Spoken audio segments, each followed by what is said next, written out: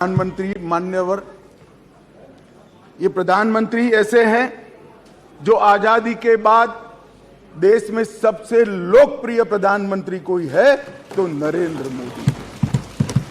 और ये मैं नहीं कहता, दुनिया भर के कई सर्वेक्षण कहते हैं आजादी के बाद सबसे ज्यादा एक भी छुट्टी लिए बगैर 24 घंटे में से 17 घंटे काम करने वाला कोई प्रधानमंत्री है तो नरेंद्र मोदी। मान्यवर, आजादी के बाद देश के हर राज्य में सबसे ज्यादा किलोमीटर और सबसे ज्यादा दिन प्रवास करने वाला कोई प्रधानमंत्री है तो नरेंद्र मोदी। मान्यवर, कोई सरकारें कई सालों तक चलती है, कई सालों तक चलती है। कांग्रेस पार्टी की सरकार 35 साल तक अक्षुण्ण रूप से चली, कई सालों तक चलते हैं। तब 2, 3, 4 निर्णय ऐसे होते हैं जिसको युगों तक याद किया जाता है। मान्यवर, नरेंद्र मोदी सरकार 9 साल हुए, 9 साल में 50 से ज्यादा फैसले ऐसे हैं जो युगांतकारी फैसले हैं, जो इतिहास के अंदर स्वर्ण अक्षरों से मंडित। मान्यवर, आज 9 अगस्त का दिन है। 9 अगस्त के दिन महात्मा गांधी ने हमारे आजादी के आंदोलन के एक नए अध्याय की शुरुआत की थी। एक उन्होंने नारा दिया था, अंग्रेजों भारत छोड़ो, क्विट इंडिया का नारा दिया था। मोदी जी ने ये 9 साल के अंदर 2014 से 2023 में लगभग 9.5 साल में एक नए प्रकार का राजनीतिक युग का शुरुआत किया है। मान्यवर, लगभग 30 साल से इस देश की राजनीति भ्रष्टाचार, परिवारवाद और तुष्टीकरण के नासूर से ग्रसित रही। सारे के सारे जनादेश, कोई भी चुनावी विजय पराजय के आंकड़ों के एनालिसिस करने वाले पंडित सारे जय पराजय को देख ले।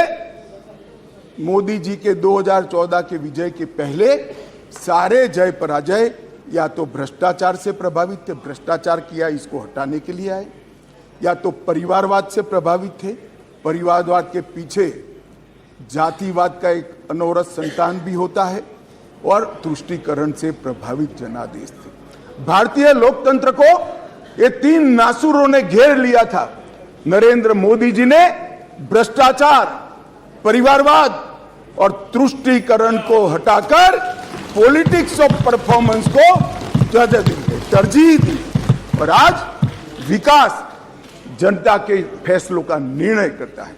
मगर फिर भी कहीं कहीं दूर तक भ्रष्टाचार भी बैठा है, बच गया है, परिवारवाद तो दिखाई ही पड़ता है, और तुष्टीकरण की राजनीति भी चलती है। इसलिए मोदी जी ने आज नारा दिया है, भ्रष्टाचार क्विट इंडिया, परिवारवाद क्विट इंडिया, तुष्टीकरण क्विट इंडिया। मान्यवर, अगर भ्रष्टाचार, परिवारवाद और तुष्टीकरण एक क्विट इंडिया अगर कर लेते हैं तो इस देश की राजनीति में मोदी जी ने 2014 से एक नए युग की शुरुआत करी है, विकास के युग की। वो हमारे स्वतंत्रता सेनानियों के कल्पना के भारत की निर्मित 2047 के बहुत साल पहले कर देगी, इसका मुझे पूरा विश्वास है। मान्यवर, अविश्वास का प्रस्ताव एक संवैधानिक प्रक्रिया है, हमें कोई आपत्ति नहीं है। विपक्ष का उद्देश्य है कोई भी हो, विपक्ष का अधिकार है अविश्वास का प्रस्ताव ले आते हैं। और मैं तो कई बार मानता हूं कि अविश्वास प्रस्ताव से पार्टियों के और गठबंधनों के चरित्र उजागर होते। कई बार अविश्वास प्रस्ताव आए, मैंने जैसे पहले कहा, मैं 3 अविश्वास प्रस्ताव का जिक्र करना जरूर चाहूंगा।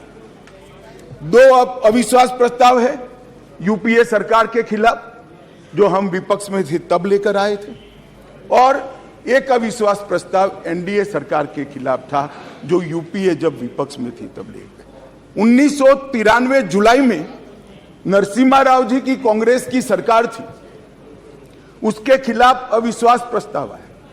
अब सरकार बचानी होती है, नरसिम्हा राव जी को बचानी थी। कांग्रेस का मूल सिद्धांत है एन केन प्रकारेण सत्ता में बने रहना, सत्ता में बने रहने का प्रयास करना। ना इसके लिए सिद्धांत होते हैं, ना नीतियां होती है, ना औचित्य होता है। मान्यवर, नरसिम्हा राव जी की सरकार अविश्वास प्रस्ताव जीत गई और बाद में कई लोगों को जेल की सजा हुई, स्वयं नरसिम्हा राव जी को हुई, क्योंकि झारखंड मुक्ति मोर्चा को घूस देकर अविश्वास प्रस्ताव पर विजय प्राप्त करी। आज कांग्रेस भी वहां बैठी है और झारखंड मुक्ति मोर्चा भी वहां बैठा है। मान्यवर, 2008 में मनमोहन सिंह जी विश्वास प्रस्ताव लेकर आए। विश्वास प्रस्ताव के वक्त भी एक बार यहां पर बरोबर देश में वातावरण हो गया था कि इनके पास बहुमत नहीं है, बहुमत था भी नहीं। और मान्यवर, इस सदन ने उस वक्त सबसे कलंकित घटना देखनी पड़ी। सांसदों को करोड़ों रुपए की घूस देनी पड़ी और हमारे ऑनेस्ट सांसद वो रुपया लेकर पीठ के सामने आए और कहा कि हमें संरक्षण चाहिए, हमें रुपया ऑफर किया गया और वो सरकार बचा ली। तो एक तो चरित्र है यूपीए का, सरकार के सामने अविश्वास का प्रस्ताव आए या कोई अविश्वास का प्रस्ताव न लाए, इसलिए विश्वास का प्रस्ताव वो स्वयं लाए। इसमें से बचने के लिए सारे सिद्धांत, सारा चरित्र, सारे लोकसभा के नियम कानून, हमारी परंपराएं, इसको त्याग कर एन केन प्रकारेण सत्ता को संभालना और सत्ता पर काबिज रहना। इसके सामने मान्यवर दूसरा एक उदाहरण है। 1999 में अटल जी की सरकार थी और अविश्वास प्रस्ताव आया। मान्यवर, ये जो कांग्रेस ने किया वो हम कर सकते थे, क्योंकि 93 में नरसिम्हा राव जी ने देश के सार्वजनिक जीवन को एक एग्जाम्पल पूरा कर दिया था कि सरकार ऐसे भी बचाई जा सकती है, करोड़ों रुपया देकर भी बचाई जा सकती है। हम भी कर सकते थे, मगर हमने नहीं किया। हमने नहीं किया। हमने हमारी बात रखी। देश के प्रधानमंत्री अटल जी ने इसी सीट पर बैठकर अपनी बात रखी संसदों के सामने और जो कहा कि संसद का जो फैसला है मैं सर पर चढ़ाऊंगा, हमें कोई आपत्ति नहीं। मान्यवर, सिर्फ एक वोट से सरकार गई, सिर्फ एक वोट से। क्या हम यूपीए और कांग्रेस की तरह बचा नहीं सकते थे? बचा सकते थे, मगर मैंने कहा ना कि कई बार संकट के समय गठबंधनों और पार्टियों का चरित्र उजागर होता है। यूपीए का चरित्र सत्ता बचाने के लिए भ्रष्टाचार करने का चरित्र है और भारतीय जनता पार्टी और एनडीए का चरित्र सिद्धांतों के लिए राजनीति करने का चरित्र है। मान्यवर, उस वक्त मुझे ठीक याद है, मैं संसद में नहीं था, सदस्य नहीं था, बहुत सारे सीनियर सदस्य होंगे उस वक्त।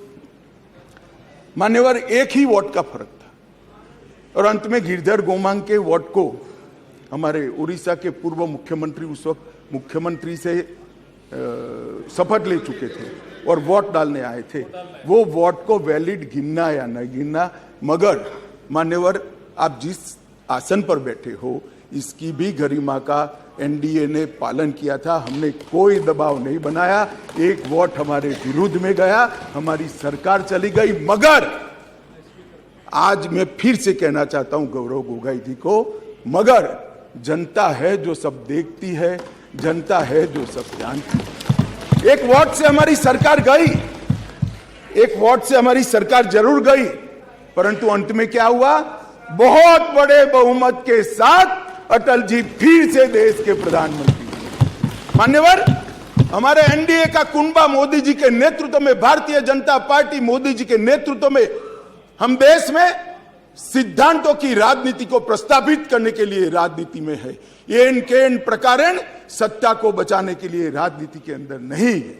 और ये दो चरित्र आज इस विश्वास प्रस्ताव पर की चर्चा के माध्यम से मैं 130 करोड़ की जनता को याद कराना चाहता हूं। एक और करोड़ों रुपया खर्च कर बहुमत खरीदने वाले लोग बैठे हैं और एक बार सिद्धांत के लिए सत्ता छोड़ने वाले लोग बैठे हैं। जनता, देश की जनता ने मान्यवर, अरे शुरुआत है, धैर्य रखो, काफी सुनना पड़ेगा। सुरेश जी, ये तो ट्रेलर है, अभी ट्रेलर है। मान्यवर, अभी बात निकली गरीब कल्याण की। हमारी साथी मंत्री अनुप्रिया जी गरीब कल्याण के सारी बातें बता रही। मान्यवर, गरीबी हटाओ का नारा दिया, सालों तक गरीबी हटाओ के नारे के आधार पर देश की भोली भाली गरीब जनता का विश्वास प्राप्त किया और